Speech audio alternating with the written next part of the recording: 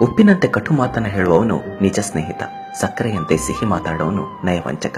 ಅದಕ್ಕೆ ಉಪ್ಪಿನಲ್ಲಿ ಹುಳು ಬಿದ್ದ ಇತಿಹಾಸವಿಲ್ಲ, ಇತಿಹಾಸದಲ್ಲಿ ಹುಳು ಬೀಳದ ಸಿಹಿ ಇಲ್ಲ. ಕಾಣದ ದೇವರಿಗೆ ಹಾಲು ಖರ್ಜೂರಗಳ ನೈವೇದ್ಯ, ಹಸಿದ ಬಡವನಿಗೆ ಒಣ ರೊಟ್ಟಿ ಹಲಸಿದ ಅನ್ನ. ಇದು ಎಂತಹ ವಿದ್ಯ! ಈ ಮಾನವ, ಈ ಜೀವನವು ಅಷ್ಟೊಂದು ಒಳ್ಳೆಯದೇನಲ್ಲ. ಒಳ್ಳೆಯದೇ ಆಗಿದ್ದರೆ ಈ ಮನುಷ್ಯ ಅಳುತ್ತಾ ಈ ಜೀವನಕ್ಕೆ ಬರುತ್ತಿರಲಿಲ್ಲ ಮತ್ತು ಹೋಗುವಾಗ ಎಲ್ಲರನ್ನ ಅಳಿಸಿ ಹೋಗುತ್ತಿರಲಿಲ್ಲ. ಬಾ ಎಂದರೂ ಸನ್ಮಾರ್ಗದಲ್ಲಿ ಯಾರೂ ಬರುವುದಿಲ್ಲ, ಯಾರು ಕರೆಯದಿದ್ರು ಕೆಟ್ಟ ಮಾರ್ಗದಲ್ಲಿ ಎಲ್ಲರೂ ಬರ್ತಾರೆ. ಅದಕ್ಕೆ ಸಾರಾಯಿ ಮಾರುವವನ ಕುಳಿತಲ್ಲಿಗೆ ಎಲ್ಲರೂ ಹೋಗ್ತಾರೆ, ಆದ್ರೆ ಹಾಲು ಮಾರುವವನು ಅವನೇ ಎಲ್ಲರ ಬೀದಿ ಬೀದಿಗೆ ಮನೆ ಮನೆಗೆ ಬರ್ತಾನೆ. ಹಾಲು ಮಾರುವವನಿಗೆ ಕೇಳ್ತಾರೆ, ಹಾಲಿನಲ್ಲಿ ನೀರು ಬೆರೆಸಿದ್ಯಾ ಅಂತ. ದುಪ್ಪಟ ಹಣ ಕೊಟ್ಟುಕೊಂಡ ಸರಾಯಿಗೆ ತಾವೇ ಕೈಯಾರ ನೀರು ಬೆರೆಸಿ ಕುಡಿತಾರೆ. ವಾರೆ ವಾವ್ ದುನಿಯಾ!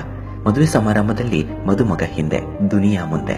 ಶವಯಾತ್ರೆಯಲ್ಲಿ ಹೆಣ ಮುಂದೆ, ದುನಿಯಾ ಹಿಂದೆ ಹಿಂದೆ. ಹೆಣವನ್ನು ಮುಟ್ಟಿದ್ರೆ ಸ್ನಾನ ಮಾಡ್ತಾರೆ, ಮೂಕ ಪ್ರಾಣಿಯ ಕೊಂದು ಅದರ ಹೆಣವನ್ನ ತಿಂತಾರೆ. ಮೊಂಬತ್ತಿ ಹಚ್ಚಿ ಸತ್ತವರನ್ನ ನೆನೆಯುತ್ತಾರೆ, ಮೊಂಬತ್ತಿ ಆರಿಸಿ ಜನ್ಮದಿನ ಆಚರಣೆ ಮಾಡ್ತಾರೆ.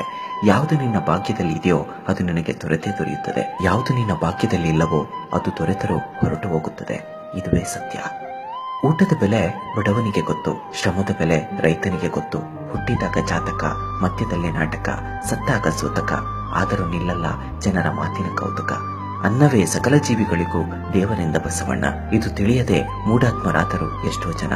ಬರೀ ಕಣ್ಣಿಂದ ನೋಡಿದ್ರೆ ಎಲ್ಲರಲ್ಲೂ ದ್ವೇಷ ಕಾಣುತ್ತೆ, ಒಂದ್ಸಲ ಹೃದಯದಿಂದ ನೋಡಿ ಇಡೀ ಜಗತ್ತೇ ಸುಂದರವಾಗಿ ಕಾಣುತ್ತೆ.